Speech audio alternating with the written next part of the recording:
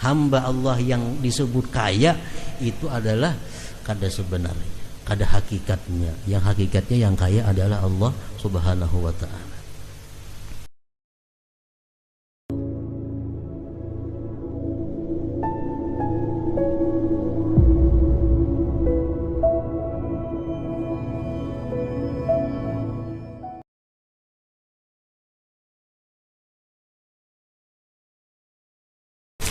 Firman Allah Subhanahu wa ta'ala, a'udzu billahi minasy syaithanir rajim.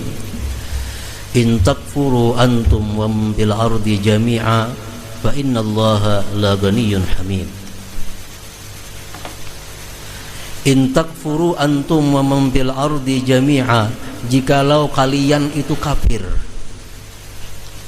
dan seluruh orang yang ada di permukaan bumi ini kafir, ingkar kepada Allah, kada mau menyembah Allah, kada mau beribadah kepada Allah, fa innallaha la ghaniyyun hamid. Allah itu maha kaya. Allah maha kaya lagi maha terpuji. Allah kada tergantung dengan ibadahnya orang-orang di muka bumi ini. Allah kada tergantung dengan taatnya orang-orang yang berada di muka bumi ini. Taat kada taat, Allah tetap ghani, Allah tetap maha kaya, hamid lagi terpuji. Dalam hadis qudsi disebutkan, ya bani Adam, law anna awwalakum wa akhirakum wa jinnakum wa insakum wa saghirakum wa kabirakum wa hurrakum wa abdakum ijtama'u ala ta'ati ma zada dhalika fi mulki mithqala dzarrah wa man jahada fa innama yujahidu li nafsihi innallaha la ghaniyyun 'anil 'alamin. Artinya ujar Tuhan dalam hadis qudsi ini, wahai manusia,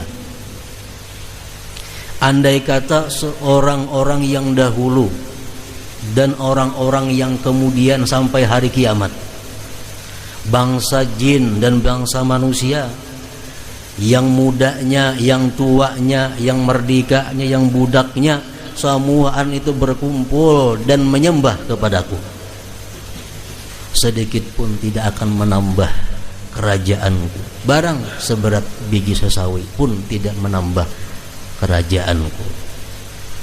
Wa man jahada fa innama yujahidu li nafsihi. Orang-orang yang berjihad melawan nafsunya, orang-orang yang beribadah kepada Allah itu manfaatnya kembali kepada dirinya. Kita sembahyang, manfaat sembahyang kepada kita. Kita puasa, manfaat puasa kembali kepada kita. Kita berzakat, manfaat zakat kembali kepada kita. Tidak ada sedikit pun amal ibadah kita yang kembali kepada Allah, yang dimanfaatkan oleh Allah Subhanahu wa ta'ala. Ya ibadi, law anna awwalakum wa akhirakum wa insakum wa jinnakum qamu fi sa'idin wahid fasa'aluni fa'ataitu kulla insanin mas'alatah ma naqasa dzalika mimma indi syai'a illa kama yanqusul mikhyat idza udkhilal bahar. Ujar Tuhan, hai hamba-hambaku, jikalau orang-orang yang dahulu sampai orang-orang yang akan datang, baik jin maupun manusia, berkumpul semua di satu halaman yang sangat luas,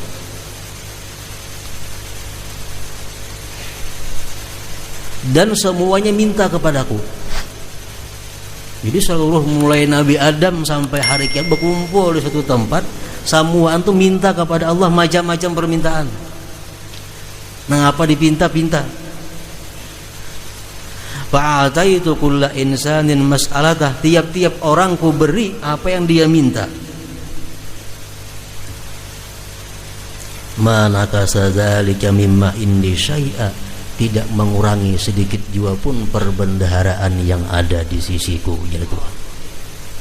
Melainkan seperti kurangnya jarum yang dimasukkan ke laut, diangkat seapa banyu atau 4 jarum, nah saitulah kurangnya perbendaharaan Allah Subhanahu wa ta'ala.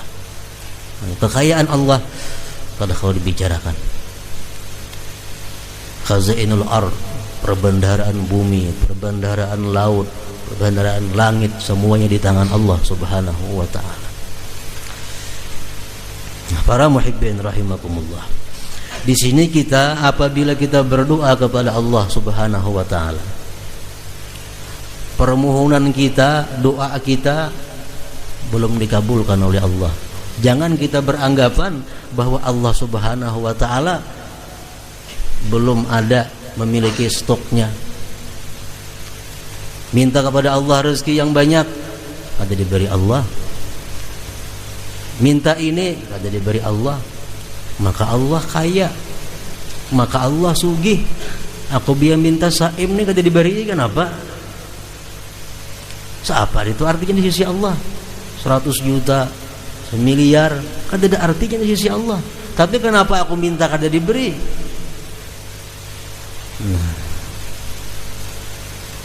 Para muhibbin rahimakumullah, setiap apa yang kita minta kepada Allah Subhanahu wa taala itu kada terlepas daripada 3 perkara. Allah bukan kada memberi apa yang kita minta, asalkan kita minta bujur-bujur. Minta bujur-bujur, minta beradab, mintanya terhormat. Allah pasti memberikan kepada kita salah satu di antara 3. Pertama, mungkin bisa Allah memberikan apa yang kita kehendaki. Bisa Allah memberikan apa yang kita maksud, apa yang kita kehendaki, diberikan oleh Allah. Cuma waktunya Allah yang menentukan. Kita minta pada hari ini, ya Allah, luaskan rezeki hamba. Itu bisa jadi Allah meluaskan rezeki kita, cuma waktunya kada hari ini. Bisa karena 10 tahun akan datang, bisa 20 tahun akan datang. Ini terserah Allah yang menentukan waktu. Allah kada menjamin dalam firman-Nya, siapa yang berdoa kepadaku segera kukabulkan, kada ada. Yang ada dalam Quran apa? Bila berdoa kepadaku, aku perkenankan doanya. Kapan? Kada tahu.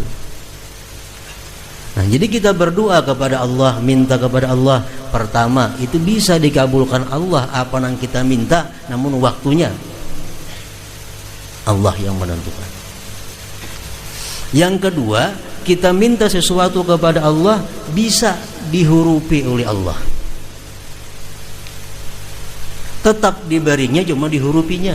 Dengan apa? Dengan yang lebih baik daripada yang kita minta. Ya Allah, berilah hamba rezeki yang luas, hamba hendak nukar sepeda motor. Ya Allah, berilah hamba rezeki yang luas, hamba hendak nukar rumah. Allah bisa menghurupi ini. Dihurupi Tuhan kayaknya sepeda motor di surga aja, harus dalam dunia sepeda motornya. Rumahnya di surga aja, kayaknya dalam dunia kada usah berumah. Itu bisa. Tetap dikabulkan oleh Allah Subhanahu wa ta'ala. Namun kaina kita memakainya, kaina kita mengambilnya. Yang kedua itu. Yang ketiga, bila kita berdoa kepada Allah Subhanahu wa ta'ala, doa kita dikabulkan, diterimanya, namun dihurupinya dengan ditolak bala. Ditolak bala. Misalnya kita akan dapat musibah besok hari. Musibah kita ini kira-kira menelan kerugian puluhan juta. Nah, hari ini kita minta kepada Allah dimurahkan rezeki, diluaskan rezeki.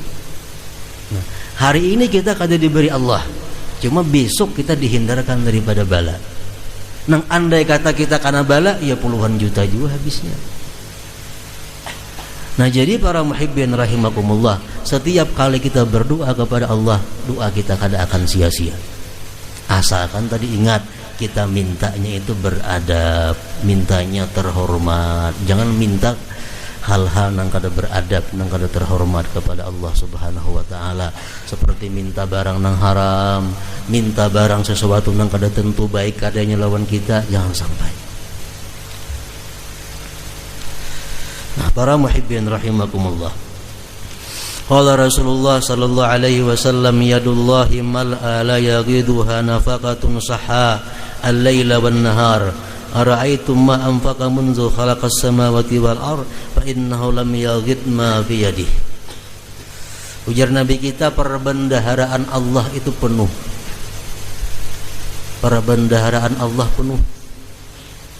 Tidak mengurangi nafkah yang melimpah ruah pada siang dan malam. Pengeluaran dari perbendaharaan Allah kadang mengurangi. Apakah engkau tidak melihat apa yang Allah berikan sejak Dia ciptakan langit dan bumi? Maka itu tidak mengurangi apa yang ada pada perbendaharaan Allah Subhanahu wa ta'ala. Ini Allah Al-Ghani, Allah yang Maha Kaya. Qala Allah Ta'ala fi kitabihil karim, ya ayyuhan nas antumul fuqara ila Allah wallahu huwal ghaniyyul hamid. Hai manusia, ujar Tuhan, kalian itu fakir. Kalian itu fakir, berhajat kepada Allah. Wallahu huwal ghaniyyul hamid. Allah yang Maha Kaya itu.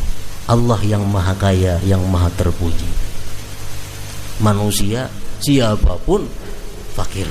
Ini disebut ghani, kaya. Kita mempunyai sesuatu, harta, benda yang lebih daripada cukup, disebut sudah kaya. Kalau di dalam kitab fikih disebutkan bahwa orang yang kaya itu adalah orang yang mempunyai harta yang mana harta itu bisa menjamin dia sampai ke umur galibnya. Umur galib itu 63 tahun. Jadi umur galib itu 63 tahun. Nah, 63 tahun kalau kita sekarang umur 40, berarti sisa berapa lagi? 23. Harta yang kita miliki berapa? Kalau harta yang kita miliki itu cukup makan pakai 23 tahun lebih, berarti kita kaya. Kaya. Menurut hukum fikih, menurut orang tasawuf, pengertian kaya itu apabila kita punya harta yang lebih dimakan setahun, lebihan sudah kaya. Ada yang mengatakan kalau kita punya harta yang bisa dipakai dimakan sampai seminggu lebih, sudah kaya. Tergantung pemahaman mereka. Walhasil orang yang kaya daripada hamba Allah itu adalah orang yang punya kelebihan daripada cukup. Lebih daripada cukup, itu disebut adalah kaya.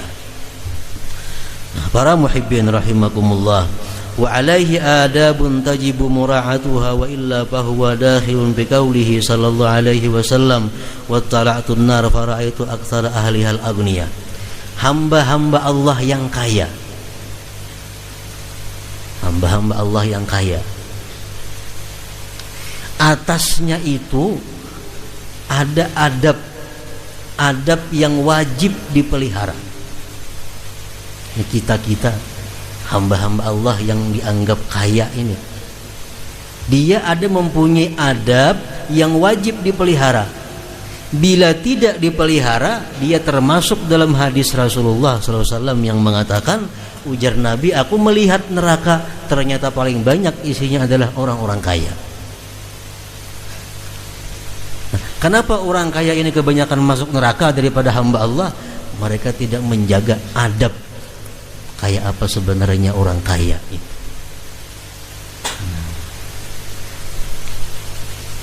Wa alaihi adabun tajibu mura'atuha wa illa fahuwa dakhilun bi qaulihi sallallahu alaihi wasallam wa tala'tun nar fara'aitu aktsara ahlihal aghniya. Bila orang kaya ini kada beradab dengan adab yang diatur oleh agama, sudah dia akan menjadi penghuni neraka. Ada berapa macam adab orang kaya ini? Ada 5 perkara yang wajib dipelihara. Orang-orang kaya kalau hendak selamat, jaga 5 perkara. Yang pertama, ayyulazimat tawadhu'a wa la yatakabbar. Orang kaya ini mesti selalu bersikap tawadhu dan tidak sombong dengan hartanya. Tawadhu, tidak sombong dengan hartanya. Artinya apa? Dirinya kadang merasa lebih mulia daripada orang lain. Dirinya kadang merasa lebih besar daripada orang lain. Dirinya kadang merasa lebih terhormat daripada orang lain. Itu mesti ada dalam hati orang yang kaya. Wala yatakabbar, dan tidak sombong. Artinya berhubung aku ini banyak berisi harta, aku mesti lebih daripada yang lain dalam penghormatan. Aku berhubung banyak punya ini, aku mesti dilebihkan dalam bidang ini. Nah, sombong. Hadis Rasulullah SAW mengatakan, tuba liman tawadha fi ghairi maskanah wa anfaqa malan jama'ah fi ghairi ma'siyah wa rahima ahlal dhulli wal maskanah wa khalata ahlal fiqhi wal hikmah. Ujar Nabi kita, surga bagi orang-orang kaya yang tawadhu,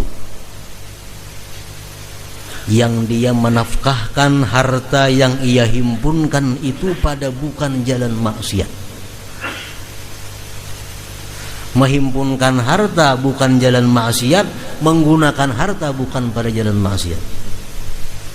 Dan dia sayang kepada orang-orang miskin, dan dia suka bergaul dengan para ahli ilmu atau para ulama. Nah, ini orang kaya yang tuba, ujar Nabi, surga. Tawadhu, orang kaya yang tawadhu. Yang kedua, adab orang kaya adalah ayyudawi masyukra, bahwa dia selalu bersyukur.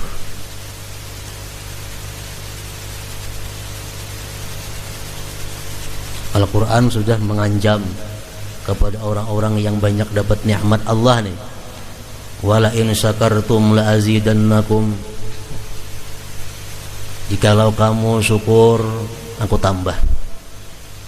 Tapi wala in kafartum, jika kalian kafir, jika kalian menggunakan ini harta benda kepada maksiat, inna azabi lasyadid, azabku sungguh pedih. Jadi orang yang kaya ini adabnya yang kedua adalah selalu bersyukur kepada Allah Subhanahu wa taala. Pengertian syukur itu macam apa? Ada 5 perkara sehingga orang itu berhak disebut syakir, orang yang syukur. Bila dalam diri kita ini terhimpun 5 perkara, sesudah mendapat nikmat dari Allah, kita ngarannya syukur. Contohnya, kita dapat duit 100.000 rupiah. Ini wajib disyukuri. Wajib disyukuri.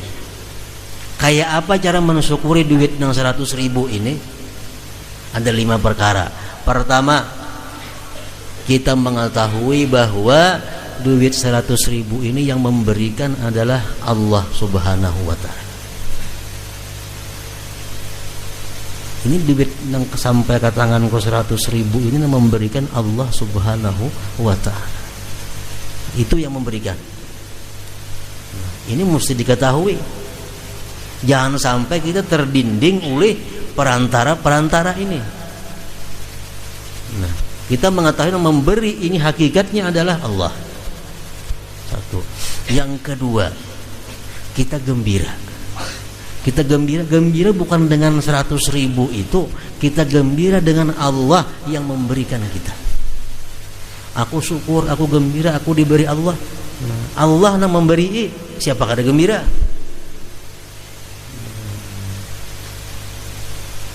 Allah yang memberi, gembira hati kita. Gembira lawan 100.000, Allahnya kah? Lawan Allahnya gembira. Nah, gembira kepada Allah karena dapat 100.000 tadi. Yang ketiga, qasdul khair wassalah li nafsih wa li kaffatil muslimin. Duit 100.000 ini sudah ia niatkan di dalam hatinya untuk kebaikan, baik dirinya atau untuk kaum muslimin. 100.000 dapat hari ini, dalam hati sudah ada tak hendak dia menukarakan anak ini hendak kena manufarakan si A segantinya belajar ini, hendak kena memberi makan orang sekian iko. Nah, sudah niat dalam sudah ada qasdul khair wassalah li nafsihi wa lisairil muslimin. Yang ketiga, izharu syukri bil lisan, menampakkan syukur dengan lisan. Baik alhamdulillah kah dimuntung ini atau asyukru lillah kah dimuntung, pokoknya kalimat-kalimat yang menunjukkan syukur kepada Allah. Yang kelima, yang terakhir, penggunaan duit ini adalah di jalan yang diridai oleh Allah Subhanahu wa taala. Sakada-kadanya duit ini kada digunakan untuk yang dilarang oleh Allah Subhanahu wa taala. Nah, bila kita kawal 5 hal itu, kita mensyukuri duit yang 100.000 tadi ngarannya. Bila kada syukur. Nah, itu syukur. Nah, orang yang kaya, yang bergelimang dengan nikmat Allah, rumah mewah, semuaan serba ada, ini orang kaya, dituntut syukur. Selalu bersyukur kepada Allah Subhanahu wa taala. Bila kada bersyukur, ya tadi, inna azabi la syadid. Yang ketiga, adabnya orang kaya itu supaya selamat, ayyaskhwa bimalihi wa la yabkhal. Dia pemurah dengan hartanya dan tidak kikir. Si kaya ini pemurah dan kada kikir. Ujar Nabi kita, al-jannah darul askhiya. Surga itu adalah negerinya orang-orang yang pemurah.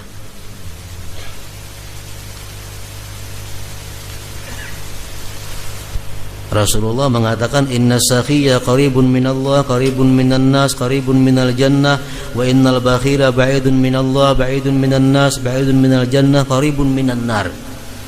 Orang pemurah itu dekat dari Allah, dekat dari manusia, dekat dari surga. Orang yang bakhil itu jauh dari Allah, jauh dari manusia, jauh dari surga, dekat neraka. Nah, arti pemurah itu macam apa? Orang kaya itu disebut pemurah. Nah, ini yang perlu. Orang kaya nang kada pemurah itu dihukum oleh Allah, hukumannya berat.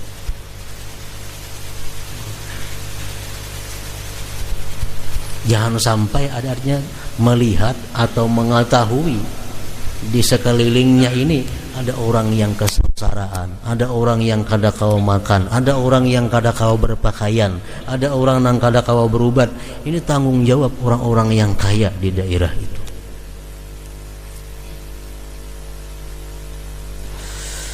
Rasulullah mengatakan, ta'amul jawad dawa wa ta'amul bakhil da. Artinya apa? Makanan orang yang pemurah itu adalah obat. Kalau orang nih pemurah, besaruan lawan kita, lah kasih itu laki. Makanan di rumah itu semua adalah obat untuk kita. Orang tuh dikenal pemurah. Kadang kalau dikuliah makan pemurah tuh orang tahu kan aja. Nah, bila memberi makanan lawan kita, itu makanan tuh obat bagi kita. Wa ta'amul bakhil dah. Kalau makanan dari orang yang bakhil jadi penyakit di awak kita. Orang tuh pemalar, seruan yang itu laki. Kenapa? Makanannya penyakit.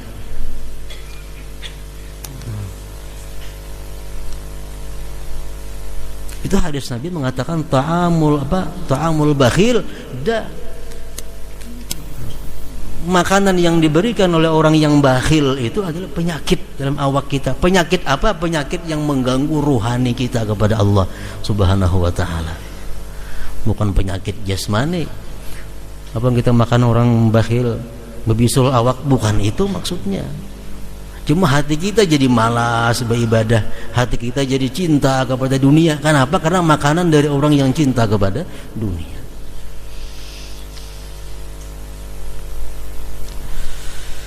Nah, yang keempat, orang yang kaya itu adalah adabnya ayyuksira ma'rifatal fuqara'is sabirin ar-radin as-salihin wa yu'inuhum.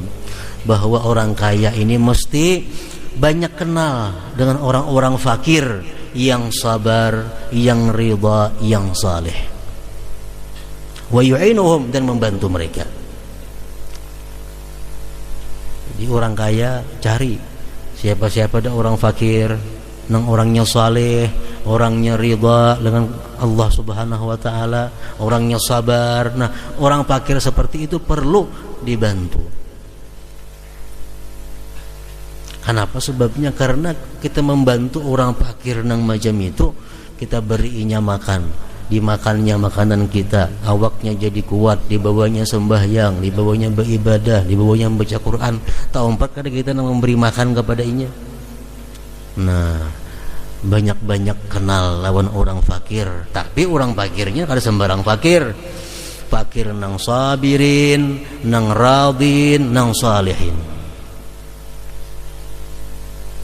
Rasulullah SAW bersabda, aksiru ma'rifatal fuqara wattakhidhu indahumul ayadiya fa inna lahum daulah idza kana yaumul qiyamah qila lahum unzuru man at'amakum kisrah aw saqakum syarbah aw kasakum thawba fakhudhu biyadihi summa mdu bihi ilal jannah. Ujar Nabi kita, banyak-banyaklah kalian kenal lawan orang-orang fakir. Fakir nang macam tadi takrifnya, kriterianya, orang fakir nang salih. Banyak-banyak kenal kepada mereka dan banyak-banyak berjasa kepada mereka. Ujar Nabi kita, banyak-banyak berjasa kepada orang fakir nang salih tadi. Karena ujar Nabi, mereka punya kekuasaan, mereka punya daulah.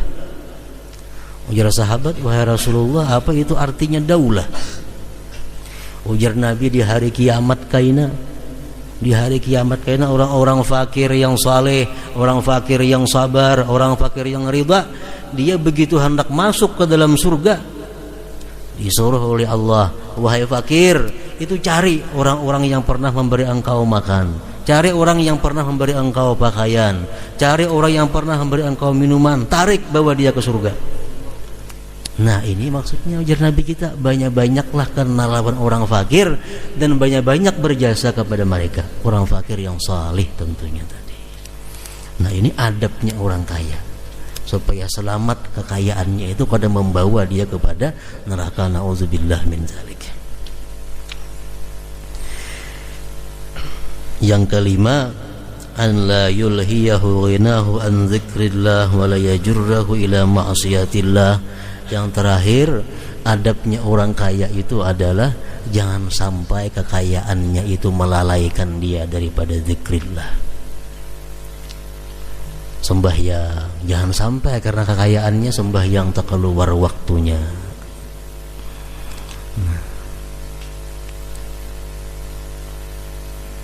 Dan jangan sampai kekayaan itu menarik kepada yang maksiat.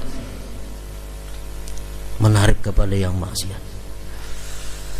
Kalau orang kaya beradab dengan adab yang 5 tadi, nah, maka dia akan terselamatkan daripada hadis Rasulullah yang mengatakan bahwa aku lihat penghuni neraka itu kebanyakannya adalah orang-orang yang kaya.